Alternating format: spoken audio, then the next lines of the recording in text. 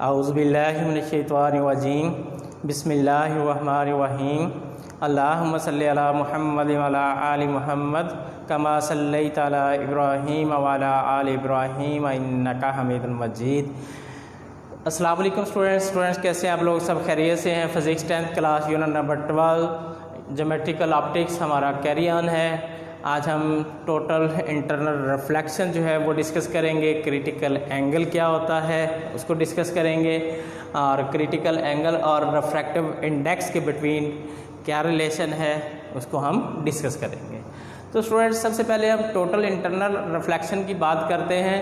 तो इसमें स्टूडेंट ये डायग्राम की तरफ हम मूव करते हैं, इसको ज़रा अंडरस्टैंड करने की कोशिश कीजिएगा। ये हमारे पास ग्लास स्लैब है, एक ग्लास का पीस है, टुकड़ा है। अब इसमें ये देखें, ये तो मीडियम, ये ग्लास, ये बाउंड्री जो है ये ग्लास मीडियम है। अब इधर की बात कर लें, ये भी एयर मीडियम है, ये भी आपका एयर मीडियम है। तो अब रे ऑफ लाइट जो है जब भी किसी एक मीडियम से दूसरे मीडियम में दाखिल होती है, एंटर होती है, तो वो अपना एंगल ऑफ रिफ्रैक्शन जो होता है वो चेंज हो जाता है, लार्ज हो जाता है। किसकी निस्बत? एंगल ऑफ इंसिडेंस की निस्बत। अब यहाँ पे देखें, ये रे ऑफ लाइट है, ये रे ऑफ लाइट है। अब यहाँ पे ये रे जो है ग्लास मीडियम से एयर मीडियम की तरफ जा रही है, तो इसका angle of incidence, angle of refraction जो है वो एंगल ऑफ इंसिडेंस से इंक्रीज हो जाएगा। ये रिफ्रैक्टेड रे कहलाएगी, ये इंसिडेंट रे कहलाएगी। अब यहाँ पे देखें, when light ray enter from the denser to rare medium, the emergent ray bends away from the normal. If we increase the angle of incident, the angle of refraction also increase. At a certain angle of incident, the angle of refraction becomes 90 degree.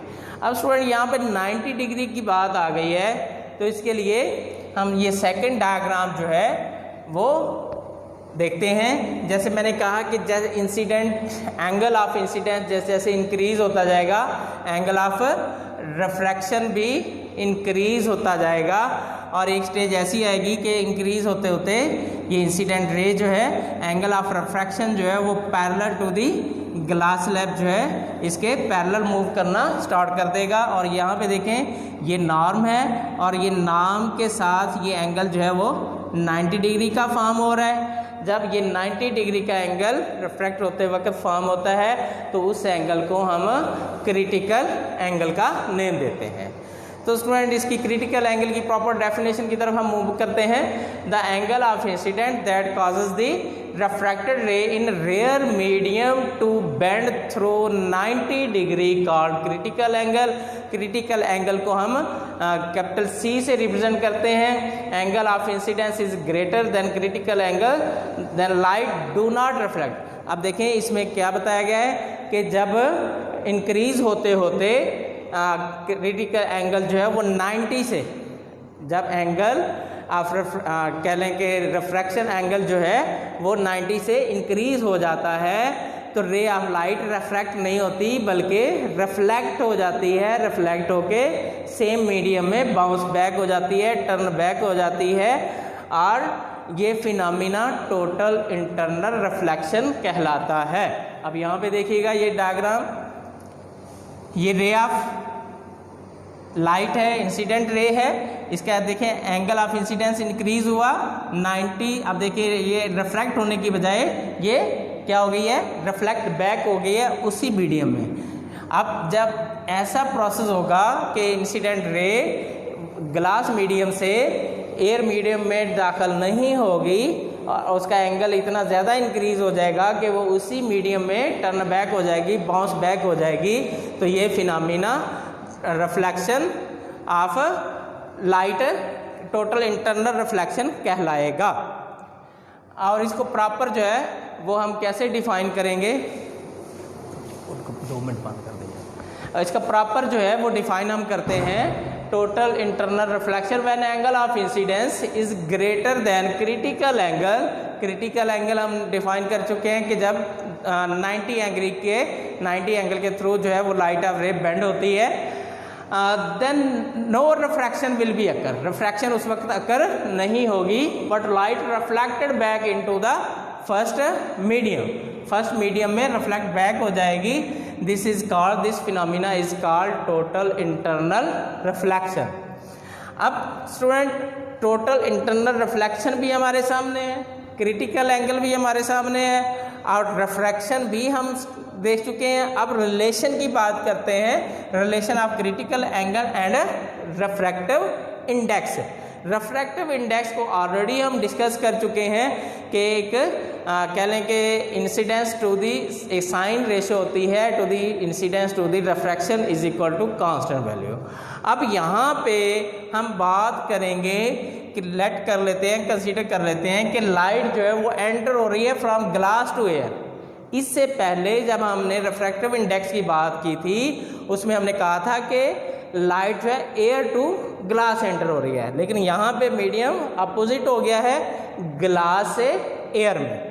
तो इस तरह Snell's law जो है, इससे पहले जो हमने बात की थी रिफ्रैक्शन ऑफ लाइट में, वहाँ पे हमने लॉज ऑफ रिफ्रैक्शन को स्टडी किया था। सेकंड स्टेटमेंट को हमने कहा था कि ये स्नेल्स लॉ भी कहलाती है, ठीक स्टेटमेंट, और उसमें हमने कहा था कि n is equal to sine of incidence over sine of refraction.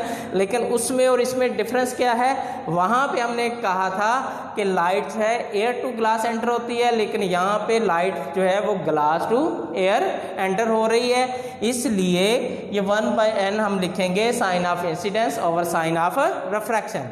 अब यहाँ पे देखें इंसिडेंस और रिफ्रैक्शन की हम बात कर लेते हैं। इंसिडेंस एंगल जो है वो कितने का है, क्रिटिकल एंगल के इक्वल है, 90 डिग्री का हो गया, ठीक है। अपना critical angle, incidence angle critical angle होगा, रिफ्रैक्शन एंगल जो होगा वो 90 डिग्री का होगा, क्योंकि यहाँ पे रे जो है वो 90, ये देखें 90 एंगल के थ्रू बेंड हो रही है। यहाँ पे हमारे पास रिफ्रैक्शन जो है ये 90 डिग्री का आ गया, ये रिफ्रैक्शन है, और इंसिडेंस जो है वो हम कहेंगे कि ये सी है, दैट मीन क्रिटिकल एंगल है। तो यहाँ पे स्टूडेंट n हमारे पास sine refraction over sine refraction की जगह पे हम क्या पुट करेंगे, हमें पता है कि साइन जो है 90 डिग्री किसके इक्वल होता है, 1 के इक्वल होता है। ट्रिग्नोमेट्रिक रेशियोज को अगर हम यूज़ करें तो हमें पता चलता है कि साइन 90 जो है उसकी वैल्यू 1 होती है। तो इसलिए साइन रिफ्रैक्शन जो है, अब यहाँ पे रिफ्रैक्शन 90 डिग्री का है, 90 डिग्री 1 साइन 90 1 के इक्वल, तो साइन रिफ्रैक्शन की जगह पे 1 आ जाएगा, इंसिडेंस की जगह पे क्रिटिकल। इस तरह रिफ्रैक्टिव इंडेक्स n जो होगा 1 ओवर साइन सी यहाँ पे क्रिटिकल एंगल है, ठीक है। तो स्टूडेंट इस रिलेशन को अच्छी तरह से मेमोराइज कीजिएगा, ये न्यूमेरिकल में भी हेल्पफुल होगा, एग्जाम्पल में भी, ठीक है। तो इसको अच्छी तरह से, ये आपके short question critical angle short question में पूछा जाता है। टोटल इंटरनल रिफ्लेक्शन की डेफिनेशन रिलेशन जो है ये आपका शॉर्ट क्वेश्चन भी बनता है, ठीक है, और न्यूमेरिकल में भी ये फार्मूला यूज़ होता है। इसको अच्छी तरह से मेमोराइज़ कीजिएगा, ठीक है, लिख के प्रैक्टिस कीजिएगा।